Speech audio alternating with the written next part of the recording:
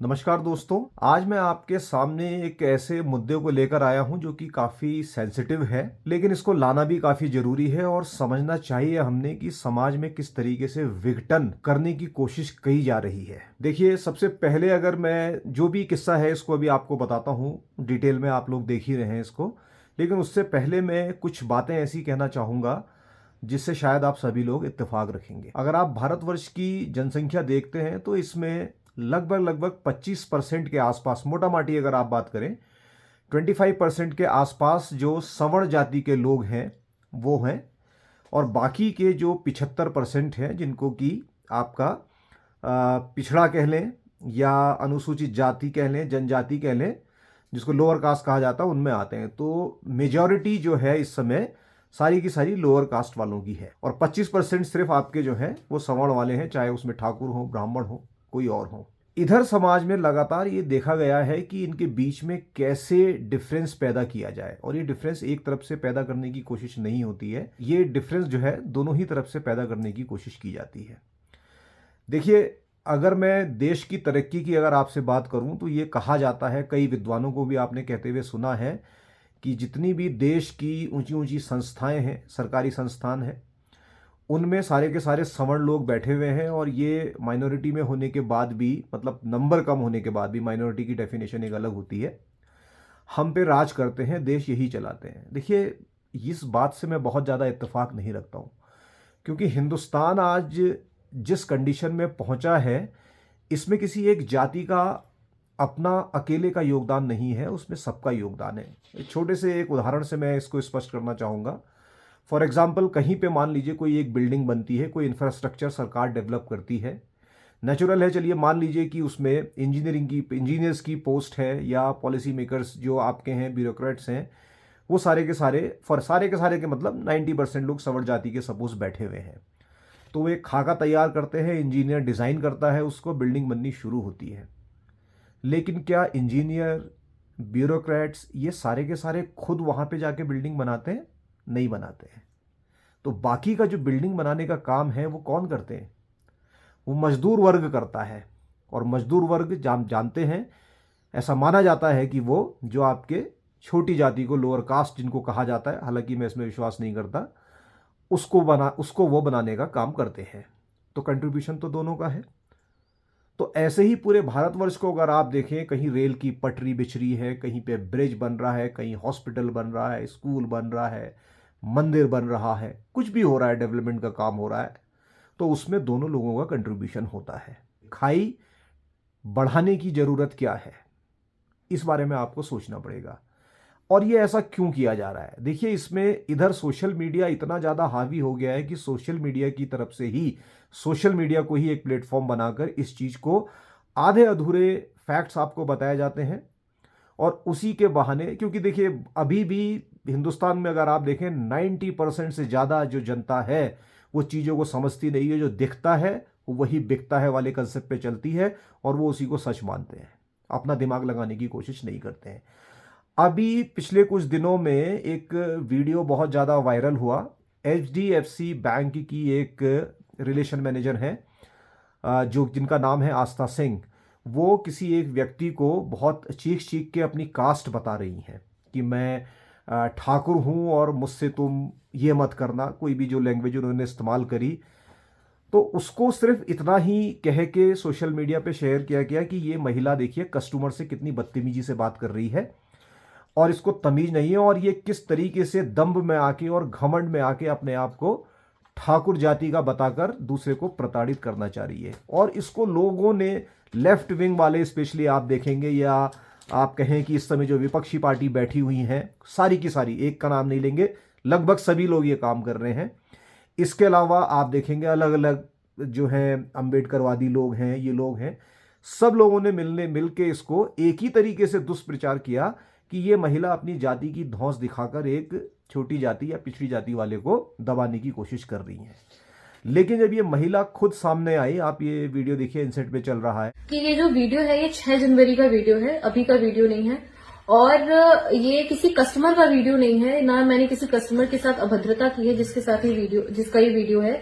ये हमारे ही बैंक में कार्य कर रही एक महिला के हस्बैंड के साथ मेरी बहस हुई है, उसका वीडियो है, जिसको गलत रुख दिया गया है कि मैंने कस्टमर के साथ बदतमीजी करी है और इसको जातिवाद का मुद्दा बनाया गया है। महिला हमारे साथ जो काम कर रही थी उनको रिलीविंग उन्होंने रेजिग्नेशन दिया था और उनको सेम डे रिलीविंग चाहिए थी जिस दिन उन्होंने रेजिग्नेशन दिया था, और उसके हस्बैंड 4:30 बजे वर्किंग आवर खत्म होने के बाद उन्होंने मेरे साथ अभद्रता की। मुझसे डायरेक्टली पूछा कि आप कौन सी जाति की हो और इतनी अकड़ है। उन्होंने मुझसे मेरी डेस्क पे आकर के कहा कि मैं तुम्हारी हेकड़ी निकाल दूंगा, मैं तुम्हारी सारी गर्मी निकाल दूंगा। अभद्र लैंग्वेज का इस्तेमाल उन्होंने मुझसे किया। उसके बाद मैंने ये स्टेटमेंट दिया है। इन्होंने आके बताया कि पूरा का पूरा किस्सा क्या था। आस्था सिंह इनका नाम है। इन्होंने ये कहा कि एक महिला जो कि इनके ऑफिस में ही कार्यरत थी, उसने उसी दिन रिजाइन किया था, उनको रिलीविंग चाहिए थी, तो रिलीविंग सेम डे चाहिए थी उनको। तो इसी के चलते हुए उनकी किसी ननद वगैरह से बात चल रही थी, तो पूरे दिन काम वाम कुछ हो नहीं पाया, जो भी उनका टेक्निकल पॉइंट रहा होगा। तो फाइनली फिर क्या किया गया कि जो उस महिला की ननद वहाँ बैठी थी, उनने अपने भाई को, यानी कि जो महिला जिसको जाना था रिलीविंग लेके, उसके पति को फ़ोन किया और वो शाम को आया इनके ऑफिस में 4:30 बजे के आसपास। वो ये भी बता रही है इसमें कि 3:30 बजे तक हमारे वर्किंग आवर्स होते हैं। उसके बाद 4:30 बजे के आसपास वो आया और उस व्यक्ति ने बहुत ज़्यादा अभद्रता पहले इस महिला से करी, ऐसा इनका कहना है। ठीक है। और वो कोई व्यक्ति कस्टमर नहीं था, पहली बात, जिसको कि सोशल मीडिया पे ये कह के बढ़ाया जा रहा है कि इसने कस्टमर के साथ इस तरीके से बात करी। कस्टमर नहीं था, ये वो महिला कहती हैं। और वो बताती हैं कि वो व्यक्ति आकर पूछता है कि बड़ी अकड़ है तेरे में और तू किस जाति की है, ऐसा पूछता है वो व्यक्ति। तब वो कहती है कि मैं ठाकुर हूं और मुझसे तू इस तरीके से मत करना, मैं ये कर दूंगी वो कर दूंगी, वटेवर जो है। लेकिन प्रोजेक्ट कैसे किया गया, जैसे ये महिला बिल्कुल विलन है। ठीक है। तो ये तो एक पक्ष वाली बात रही। अगर आप इसका कानूनी पहलू देखें तो कानूनी पहलू देखने में कहीं से भी ये जो महिला आस्था सिंह है, जिसने कि उस व्यक्ति को अपनी जात बताई बिल्कुल सीना ठोक कर, जिसको राइट विंग वालों ने या जो हिंदूवादी संगठन है, इन लोगों ने काफ़ी शेरनी नाम से प्रमोट किया। ठीक है, उनका अपना सोचना है, वो उसको कर सकते हैं। कानूनी तौर पे उस महिला की कहीं पर भी कोई गलती नहीं है, क्योंकि कानून इसकी इजाज़त देता है कि आप अपना नाम, अपनी जाति आराम से पब्लिकली कहीं भी बता सकते हैं। हाँ, सुनने में जरूर ये अभद्रता लग सकती है कि वो चीख रही है और उसने एक आध कुछ एब्यूजिव लैंग्वेज के वर्ड शायद उसने इस्तेमाल किए हुए हैं, तो वो सुनने में जरूर गलत लग सकता है, लेकिन कानूनी तौर पे वो बिल्कुल भी गलत नहीं है। अब आप कहेंगे कि मैं डिफेंड करने उतरा हूं। जी नहीं, मैं डिफेंड करने बिल्कुल नहीं उतरा हूं। मैं इसके उलट आपको एक दूसरा किस्सा बताता हूं। अभी गणतंत्र दिवस गया है, 77वां गणतंत्र दिवस हमने बनाया 26 जनवरी 2026 को। नासिक के परेड ग्राउंड में cabinet minister Girish Mahajan speech दे रहे थे और उन्होंने काफ़ी लंबी चौड़ी स्पीच के बाद कई लोगों को उन्होंने याद भी किया और उसमें उन्होंने देखा कि वो भूल गए हैं बाबा साहब अम्बेडकर का नाम लेना, जिनको ऐसा माना जाता है कि वो कॉन्स्टिट्यूशन के जनक हैं। ठीक है, ये खैर डिबेट का विषय है कि उसमें कितने लोग थे उस कमेटी में और बाबा साहब का क्या रोल था, उसके लिए अलग किसी वीडियो में कभी बात कर लेंगे। लेकिन यहाँ पर अगर आप देखें, जब वो भूल गए थे तो वहाँ पे एक महिला जिसका नाम माधवी जाधव था, जो कि एक फॉरेस्ट गार्ड है, वहाँ पे ड्यूटी में थी, बाबा साहब अम्बेडकर का नाम न लेने पे वो इतनी ऑफेंड हो गई कि उसने बीच से ही कैबिनेट मिनिस्टर को रोक दिया उनकी स्पीच के दौरान और चिल्ला चिल्ला के बाबा साहब अम्बेडकर के नाम के नारे लगाने लगी।